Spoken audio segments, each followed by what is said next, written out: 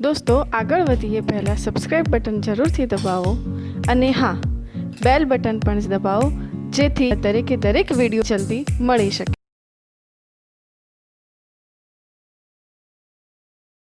Chapter number 5 नी अंदर आपणे आगळ वधीए तो चैप्टर नंबर 5 है संकर संख्या अने द्विघात समीकरण। थोड़ी चर्चा अगाउनी करी दो मित्रों अने पछी एने अनुरूप आपणे आगळ वधीए तो तमने याद हशे के आ द्विघात समीकरण छे मित्रों। ax square plus bx plus c बराबर 0 जो a नॉट इक्वल टू 0 અને abc बिलोंग्स टू r। मित्रों जो मोटामां मोटी घात होय ए घातनो सहगुणक हमेशा नॉट इक्वल टू 0 बहुपदीमां लखवो पड़े तो अहींया आपणे लख्युं छे एटले अहींया मोटामां मोटी घात केटली छे 2 एटले आ समीकरण ए केवुं समीकरण छे द्विघात समीकरण। हवे मित्रों कोईपण द्विघात समीकरण होय ए द्विघात समीकरण परथी आपणे x नी किंमत शोधता था तो मित्रों x नी किंमतो आपणने बे रीते मळे। एक अवयव पाडीने मळे अने अवयव ना पड़े तो पण मळे पण अत्यारे जे रीत लखो छुं ए अवयव पाडो पड़ता होय के अवयव ना पड़ता होय बंनेनी अंदर आ रीत वापरी शकाय। अवयव पड़ता होय तो आ रीत वपराय अने अवयव ना पड़ता होय तो पण आ रीत वापरी शकाय। तो आ रीत में शू करवानुं छे मित्रों जोता रहेजो आखुं लखाण लखवा नथी समजवा माटे। सौ प्रथम एक्स स्क्वेर ना सहगुणक ने a एक्स ना सहगुणक ने b तेमज अचल पद ने सी कहो। एक उदाहरण लई लो मित्रों x square plus 2x plus 3 बराबर 0 समझो मित्रों। आ एक उदाहरण लईए तो चलो मित्रों एक्स स्क्वेर नो सहगुणक 1 एक्स नो सहगुणक 2 અને અચળ પદ 3 આ રીતે લખી દેવાનું સમજવા માટે। પરીક્ષા ખ્યાલ ચોપડામાં કે લખવા નથી ખાલી સમજવા માટે વાત કરું છું કે x સ્ક્વેર ના સહગુણકને a x ના સહગુણકને b અને અચળ પદને આપણે c કહેવાનું છે। તો અહીંયા x સ્ક્વેર નો સહગુણક ના હોય એટલે આપણે 1 સમજવાનો તો a equal to 1 b equal to 2 c equal to 3। પછી આપણે વિવેચક શોધવાનો મિત્રો અને વિવેચક ને આપણે કહીએ છીએ ડેલ્ટા। તો ડેલ્ટાનું સૂત્ર છે b સ્ક્વેર માઇનસ 4ac। આ યાદ હશે તમને ના હોય તો ખાલી એક સમજજો પછી ચેપ્ટરની અંદર આ બધું લખાઈ દઈશ તમને। હવે આ ડેલ્ટાનું મૂલ્ય શોધો તો મિત્રો ડેલ્ટાનું મૂલ્ય તમને 3 પ્રકારે મળે। ધન મળે, શૂન્ય મળે, ऋण મળે। डेल्टा मूल्य 3 प्रकारे મળે तो पहलो प्रश्न के जो डेल्टा ग्रेटर देन 0 होय तो द्विघात समीकरणना बे भिन्न अने वास्तविक बीज मळे। आ चर्चा करीशुं मित्रों आपणे।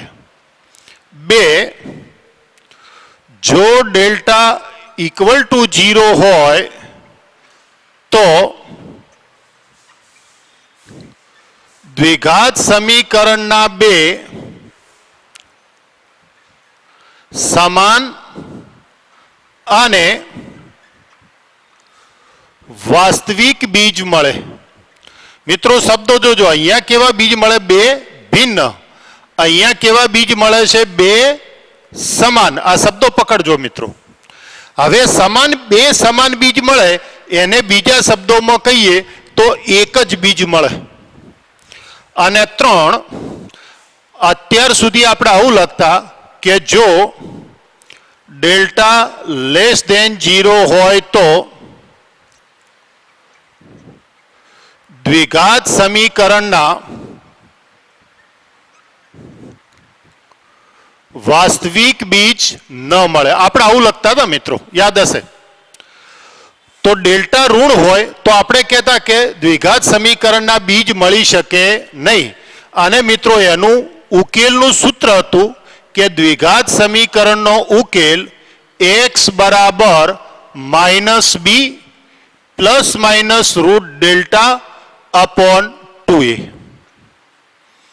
આ તમે એક સૂત્ર લખતા કે જો ડેલ્ટા ગ્રેટર ધેન 0 હોય તો બે ભિન્ન અને વાસ્તવિક બીજ મળે, ડેલ્ટા ઇક્વલ ટુ 0 હોય તો બે સમાન અને વાસ્તવિક બીજ એટલે કે એક જ બીજ મળે, અને 3 ડેલ્ટા લેસ ધેન 0 હોય તો વાસ્તવિક બીજ મળી શકે નહીં. હવે મિત્રો બે ભિન્ન બે સમાન બીજ મળે તો એ બે બીજ કેવા મળે? તો બીજનો ઉકેલ તમારા આ રીતે લખવાનો છે, ખૂબ ધ્યાનથી સમજજો. જો અહીંયા કોની ઘાતમાં ઘટાડો થાય છે તો x ની 2 ઘાત, x ની 1 ઘાત ને x ની 0 ઘાત, x ની 2 ઘાત, x ની 1 ઘાત ને x ની 0 ઘાત. તો જે ચલની ઘાતમાં ઘટાડો થતો હોય એ ચલ બરાબર ઉકેલ લખાય. યાદ રાખજો મિત્રો, જે ચલની ઘાતમાં ઘટાડો થતો હોય એ ચલ અહીંયા લખાય. ધારો કે અહીંયા આવું હોય sin square theta plus 2 sin theta plus 3, તો અહીંયા sin થીટા લખાય. y square plus 2y plus 3 હોય તો અહીંયા y લખાય. અને આ તો તમને પછી આવડશે. હવે આ ચેપ્ટરની અંદર પહેલા બે મુદ્દા તો ક્લિયર મિત્રો, એના એ જ રહે. પણ આ ચેપ્ટરની અંદર આ મુદ્દો બદલાશે. અને આ મુદ્દો કઈ રીતે બદલાશે? તો અહીંયા આપણે લખીશું કે ડેલ્ટા લેસ ધેન 0 હોય તો દ્વિઘાત સમીકરણના બે ભિન્ન અને કાલ્પનિક બીજ મળે. જો આ રીતે શબ્દ લખાશે ના બે ભિન્ન અને કાલ્પનિક બીજ મળે. હવે મિત્રો સંકર સંખ્યાની અંદર આપણે ઘૂસ મારીએ છીએ તો શબ્દો પકડજો. અહીંયા કયો શબ્દ? વાસ્તવિક. અહીંયા કયો શબ્દ? કાલ્પનિક. તો આપણે એમાં આગળ વધીએ. જુઓ, વાસ્તવિક અને કાલ્પનિકની વાત કરીએ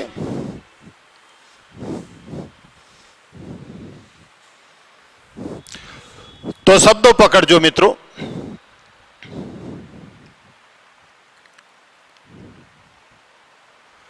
કે વાસ્તવિક ભાગ છે તો એને અંગ્રેજીમાં કહે છે રિયલ પાર્ટ, વાસ્તવિક ભાગ. અને કાલ્પનિક ભાગ છે તો એને ઇમેજિનરી પાર્ટ કહે છે. ખૂબ ધ્યાનથી સમજજો મિત્રો. વાસ્તવિક ભાગ એને અંગ્રેજીમાં કહેવાય રિયલ પાર્ટ, અને કાલ્પનિક ભાગ છે તો એને અંગ્રેજીમાં કહે છે ઇમેજિનરી પાર્ટ. એટલે જ્યારે વાસ્તવિક ભાગ લખવો હોય એટલે પહેલા બે શબ્દો જ લખવાના, રિયલ આરી, અને કાલ્પનિક ભાગ લખવો એટલે પહેલા બે શબ્દો લખવાના, આઈ એમ. તો આ શબ્દો પર તમારે ભાર આપવાનો છે કે ગુજરાતીમાં કહેતો વાસ્તવિક ભાગ અને આરી. પછી હું તમને વ્યાખ્યામાં આગળ વધું છું, હાલ આટલે અધૂરું છોડું છું. આરી મતલબ વાસ્તવિક, આઈએમ મતલબ કાલ્પનિક. આગળ વધીએ મિત્રો, જોતા રહેજો, એક એક મુદ્દામાં આપણે આગળ વધીએ છીએ. હવે મિત્રો આપણે છેલ્લામાં છેલ્લો ગણ લખ્યો આર ગણ. તો આર ગણમાં આપણે કેટલા મુદ્દાનો સમાવેશ કર્યો? તો કે ધન વાસ્તવિક સંખ્યા શોર્ટમાં લખું છું મિત્રો.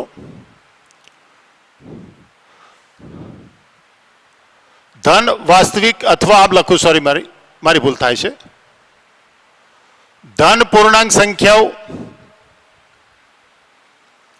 ઋણ પૂર્ણાંક સંખ્યાઓ, શૂન્ય કારણ કે તટસ્થ છે મિત્રો, પછી ઋણ અપૂર્ણાંક અને ધન અપૂર્ણાંક. તો મિત્રો આપણો જે વાસ્તવિક સંખ્યાગણ આર છે એ આર ની અંદર આપણે આ તમામ વસ્તુનો સમાવેશ કરીએ છીએ, એટલે અત્યાર સુધી આપણે એવું માનીએ છીએ કે આર ગણમાં બધું આવી ગયું. કોઈ પણ બે સંખ્યાઓ હોય તો એનો સરવાળો, બાદબાકી, ગુણાકાર, ભાગાકાર બધી કિંમતો આર ગણની અંદર આવે છે એવું અત્યાર સુધી આપણે માનતા આવ્યા છીએ મિત્રો. પણ હવે એક વસ્તુ ત્યાં આગળ વધારીએ કે ઋણ સંખ્યા -4 નું આપણે વર્ગમૂળ લેવાનું હોય તો મિત્રો કોઈ પણ ઋણ સંખ્યાનું વર્ગમૂળ લેવું હોય તો એ ઋણ સંખ્યાનું વર્ગમૂળ એ આર ગણમાં સમાવિષ્ટ નથી. આ ધ્યાન રાખજો મિત્રો. અને ઋણ સંખ્યાનું વર્ગમૂળ આર ગણમાં સમાવિષ્ટ ન હોવાથી હવે આપણે એક નવા ગણ ઉપર આગળ વધીએ છીએ અને એ ગણના આપણે નામ આપીએ છીએ સંકર સંખ્યા ગણ. સંકર સંખ્યા એને અંગ્રેજીમાં આપણે કહીએ છીએ complex number. Complex number set.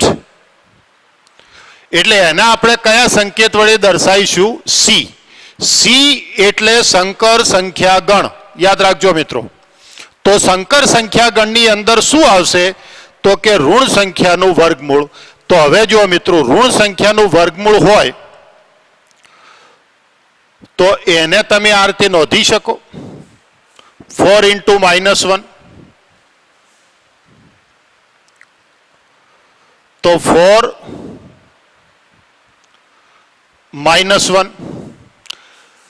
હવે મિત્રો અહીંયા પણ એક વસ્તુ આપણે નોંધવી પડશે. જુઓ, ખૂબ ધ્યાનથી સમજો, આમાં થોડું સમજવા જેવો મુદ્દો વધારે છે મિત્રો. તો હવે તમે પાછું એક પરિણામ મિત્રો ધ્યાનથી સમજવું પડશે કે અત્યાર સુધી આપણે આવું વિચારીએ છીએ કે રૂટ એ બી હોય તો રૂટ એ રૂટ બી અને એ અને બી કેવા? વાસ્તવિક. તો મિત્રો આ પરિણામ લખાય કે ના લખાય? રૂટ એ બી બરાબર રૂટ એ × રૂટ બી. એ અને બી વાસ્તવિક સંખ્યાઓ છે તો આ પરિણામ એ સત્ય, અસત્ય કે અર્ધ સત્ય? તો જોજો મિત્રો, એ અને બી બંને ધન હોય, એ અને બી પૈકી એક ધન અને એક ઋણ હોય તો મિત્રો આ બંને વિકલ્પમાં આ વિધાન સત્ય છે. આ યાદ રાખીશું. કોઈ જગ્યાએ હેતુલક્ષી પ્રશ્ન આવે તો તમે ગૂંચવાઓના મિત્રો ધ્યાન રાખજો. એ અને બી બંને ધન હોય, એ અને બી પૈકી એક ધન અને એક ઋણ હોય તો આ વિધાન સાચું. પરંતુ એ અને બી બંને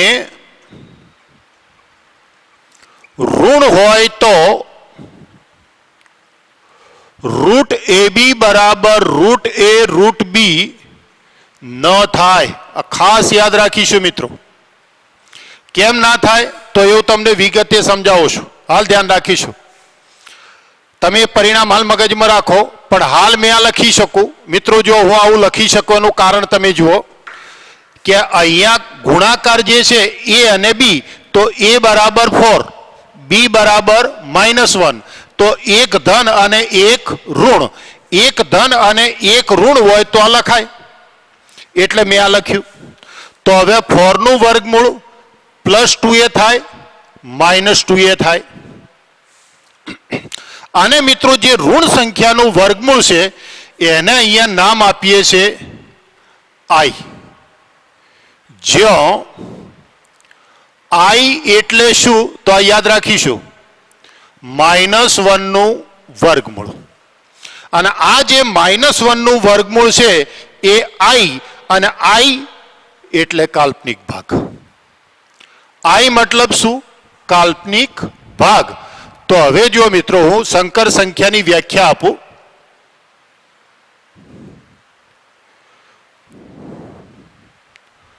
કારણ કે શું મિત્રો હેતુલક્ષી માટે આ બધા સંકેતોની જરૂર છે. તો જો AB belongs to R માટે Z બરાબર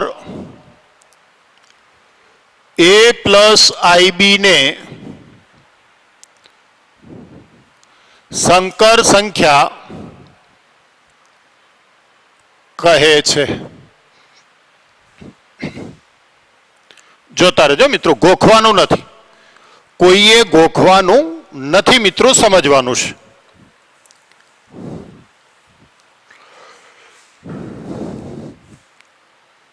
એને સંકર સંખ્યા Z નો વાસ્તવિક ભાગ કૌંસમાં લખીએ છીએ REZ કહે છે. મિત્રો જોજો આ શબ્દ આવ્યો વાસ્તવિક ભાગ કોનો? Z નો. તો અહીંયા લખાય Z. તો તમે જો બે શબ્દોમાં ધ્યાનમાં રાખો, REZ નો મતલબ શું? વાસ્તવિક ભાગ. B ને સંકર સંખ્યા Z નો કાલ્પનિક ભાગ એટલે ઇમેજિનરી Z કહે છે. આ યાદ રાખીશું મિત્રો, જોજો ધ્યાનથી સમજજો. I સાથે હોય એ કાલ્પનિક અને I સાથે ના હોય એ વાસ્તવિક. તો એક કાલ્પનિક અને બીજો વાસ્તવિક ભાગ થયો. આગળ વધું છું, બધા સંકેતોથી વાકેફ છીએ છે.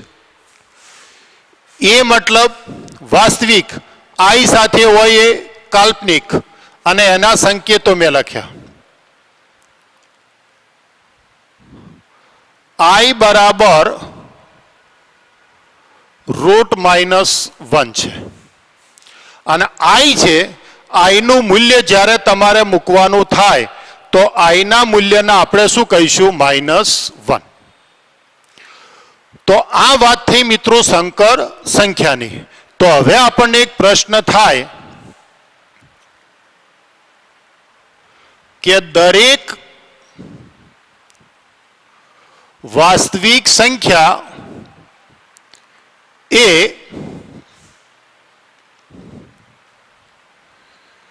સંકર સંખ્યા છે? આ પ્રશ્ન થાય.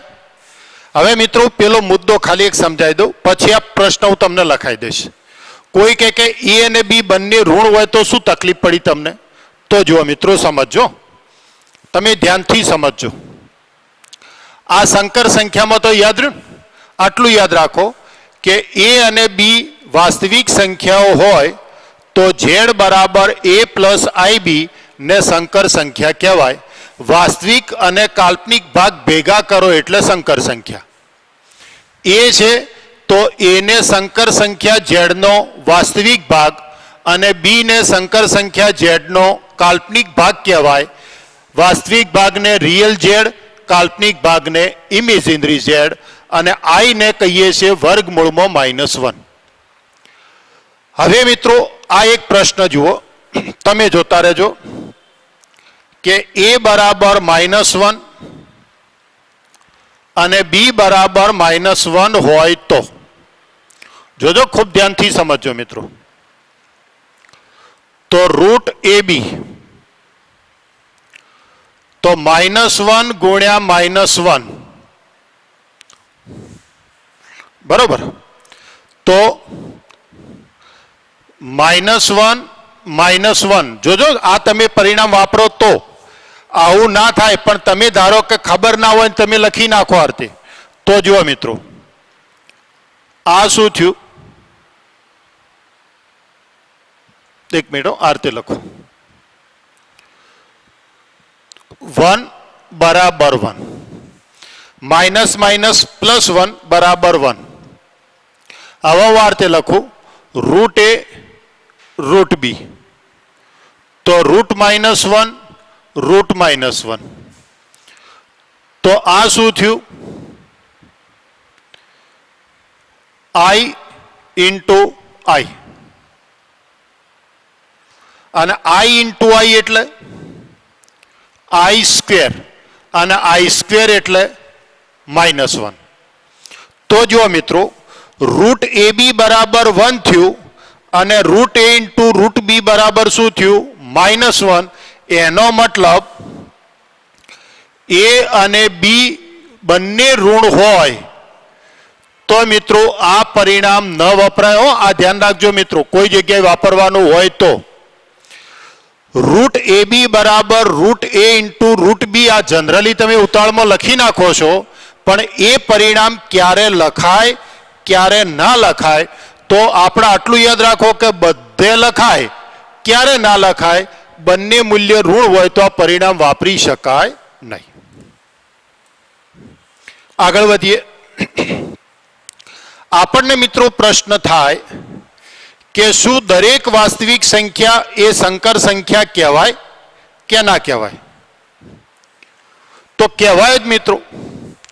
આપણો નિયમ પકડી રાખો, n થી મોટો હોલ ગણ, હોલ ગણથી મોટો ઝેડ ગણ, ઝેડ ગણથી મોટો ક્યુ ગણ, ક્યુ ગણથી મોટો આર ગણ, અને આર ગણથી મોટો સી ગણ. આ બધું કહેવાય. ડબલ્યુ ગણ છે એને પ્રાકૃતિક સંખ્યા ગણ કહેવાય. એટલે દરેક પ્રાકૃતિક સંખ્યા ગણ ડબલ્યુમાં આવે.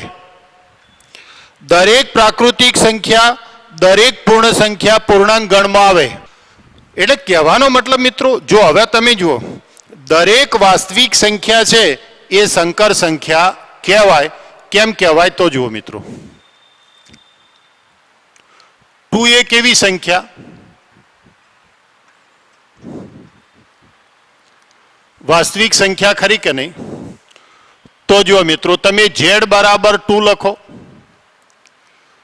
z બરાબર 2 + 0 લખો, તો 2 + 0 I લખો. તો z બરાબર 2 + 0 I લખો કે I ઇન્ટુ 0 લખો. જો મિત્રો, આ બે શબ્દો એક જ છે. તમે a + IB આમ લખો કે a + BI લખો, આ બંને ચાલો, લખાણ બંને સાચું. તો જુઓ, વાસ્તવિક સંખ્યા હોય તો એમાં કાલ્પનિક ભાગ હંમેશા શું હોય? 0. એટલે કે દરેક વાસ્તવિક સંખ્યા છે એને આપણે સંકર સંખ્યા કહી શકીએ. તો આ આપણો મિત્રો પહેલો પ્રશ્ન. આ આપણે આપી સંકર સંખ્યાની વ્યાખ્યા. હવે બીજો પ્રશ્ન લખો. જોજો મિત્રો, 2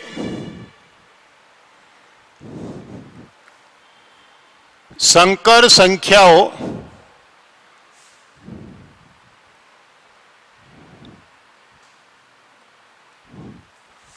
અને z બરાબર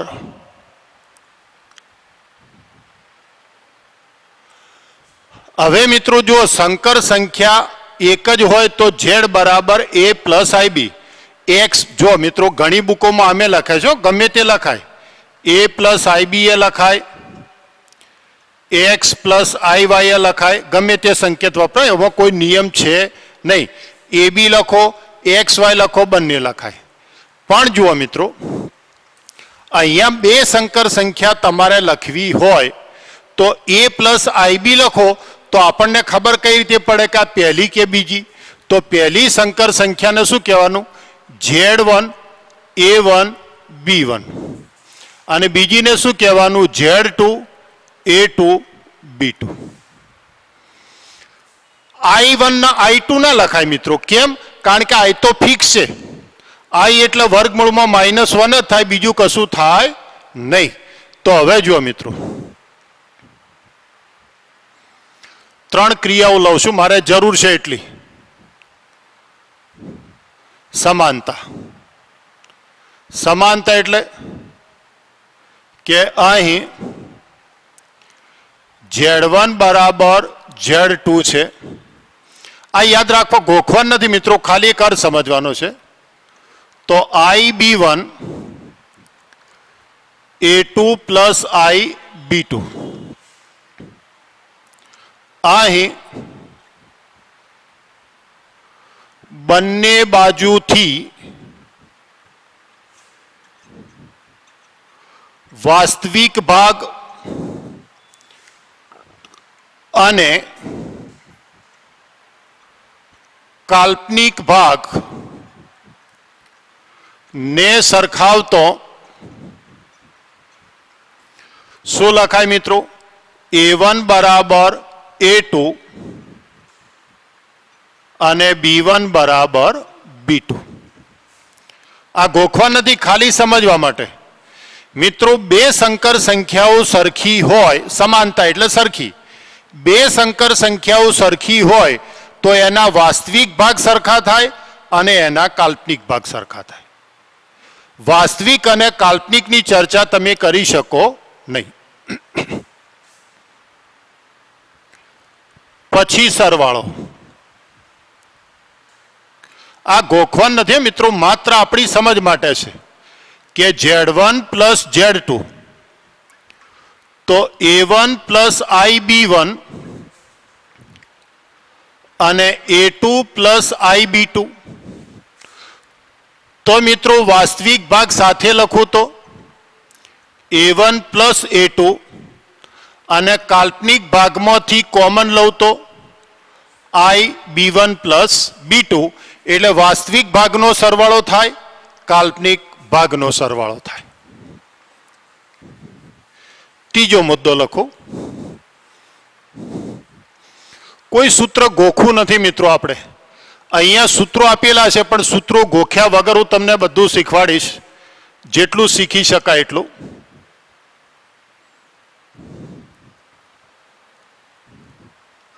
ગુણાકાર.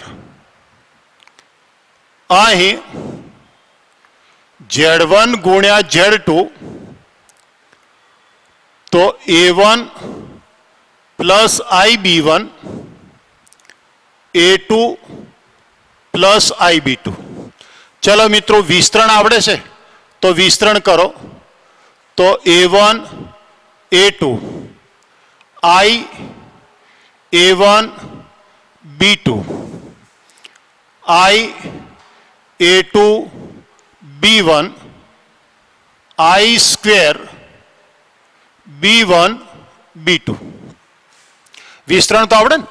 A1 A2 plus A1 B2 I plus A2 B1 I plus I square B1 B2. તો A1 A2 plus I common લઈ લો તો A1 B2 plus A2 B1. હવે મિત્રો હાલ આપણે વાત કરી કે I બરાબર શું? વર્ગમૂળમાં -1. તો I સ્ક્વેર બરાબર શું? -1. તો આ શું થયું? -1 B1 B2. અને એ અહીંયા લાવી દો એટલે શું લખાય? A1 A2 minus B1 B2 plus I A1 B2 plus a2b1. તમે ડાયરેક્ટ લખી શકો મિત્રો. એટલે હવે બુકની અંદર આ સૂત્ર યાદ રાખવાનું કીધું છે. શું કરવા યાદ રાખવું છે? એક બે સ્ટેપ લખી દેવાના, વિસ્તરણ કરી નાખવાનું. જો ડાયરેક્ટ લખવું હોય તાર તે a1 a2 minus b1 b2 plus a1 sorry હવે આપણા બે લીધા હતા a1 a2 plus minus b1 b2 અને પ્લસ કરીને શું લખવાનું a1 b2 plus a2 b1. તમને ડાયરેક્ટ યાદ રાખી શકતા હોય, યાદ રાખવાની છૂટ ના રાખી શકતા હોય, આ રીતે આપણે લખીશું. નંબર 3,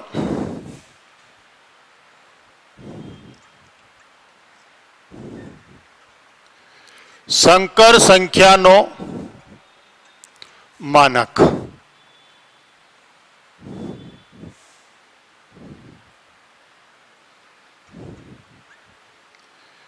સંકર સંખ્યા z બરાબર a પ્લસ IB ના મિત્રો માનકે કહે છે ને માને કહે છે.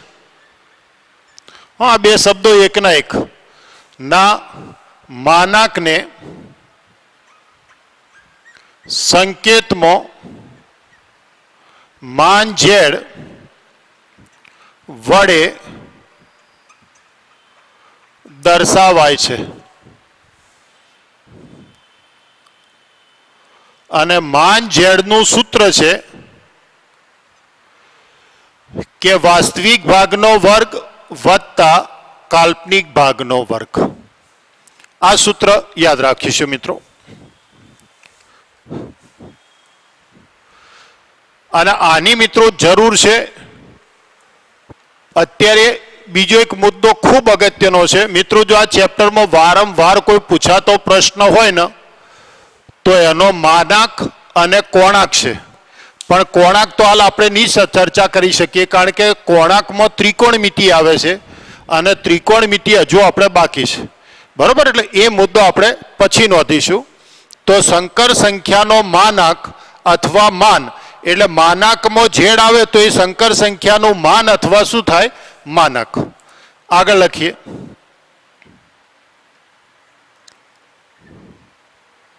માનક z ને r વડે પણ દર્શાવી શકાય છે. મિત્રો જુઓ, r બોલો કે માનક z બોલો, આ બે સંકેત હંમેશા કેવા છે? એકના એક.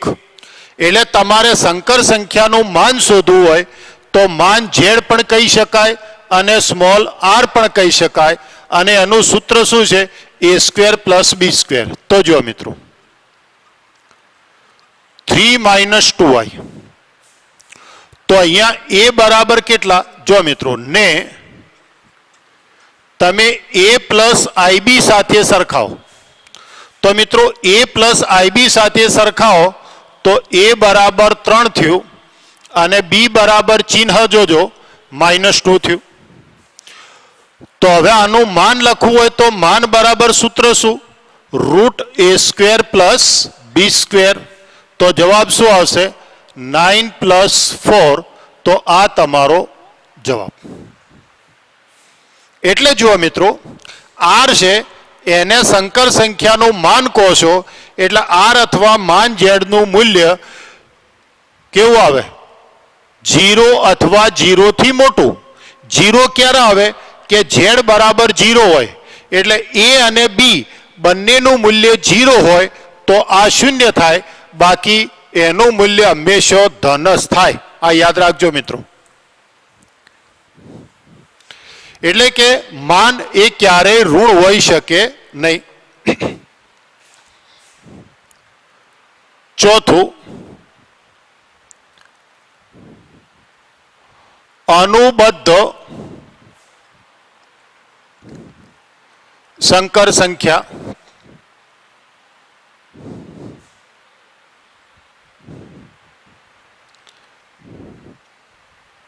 ડાયરેક્ટ લખી દઉં છું. સંકર સંખ્યા z બરાબર a પ્લસ IB ની अनुबद्ध संकर संख्या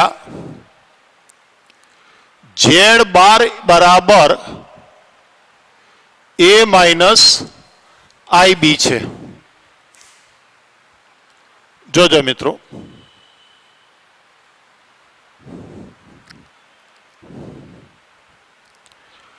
I વાળા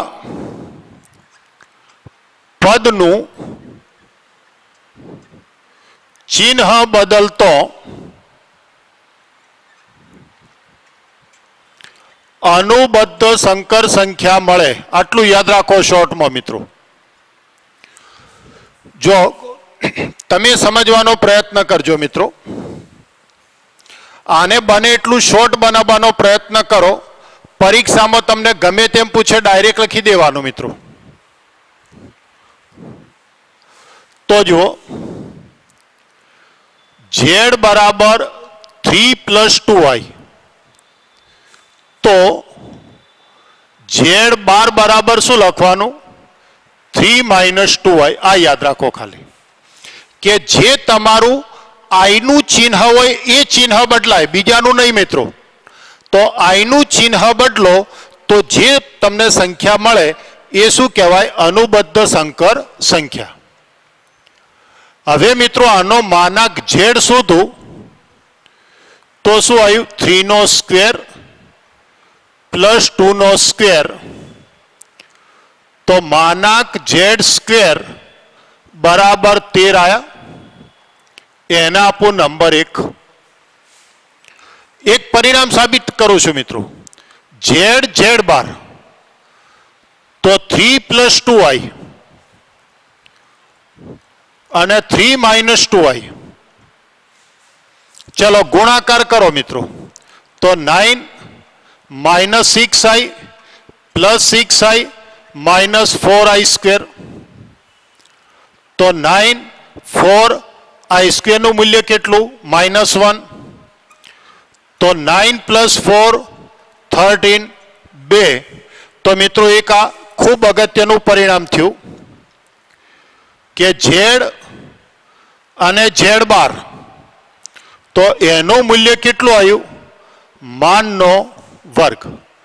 સંકર સંખ્યા અને અનુબદ્ધ સંકર સંખ્યાનો ગુણાકાર જ્યારે જ્યારે મિત્રો તમારે લેવાનો થાય તો એ ગુણાકાર જે છે એ ડાયરેક્ટ તમારે આ રીતે સ્વીકાર લેવાનો કે એ સંકર સંખ્યા અને એની અનુબદ્ધ સંકર સંખ્યા હોય તો મિત્રો એનો ગુણાકાર એ હંમેશા માનના વર્ગ બરાબર થાય।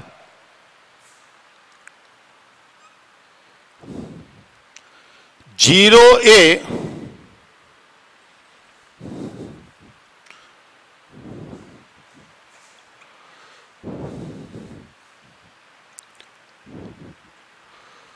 સરવાળા માટે 0 એ સંકર સંખ્યાની, જો મિત્રો આ આપણો કોમન મુદ્દો છે કે કોઈ જગ્યાએ હેતુલક્ષીમાં આવે તો કે સરવાળા માટે 0 અને ગુણાકાર માટે 1 એ સંકર સંખ્યાની શું છે? તટસ્થ સંખ્યા।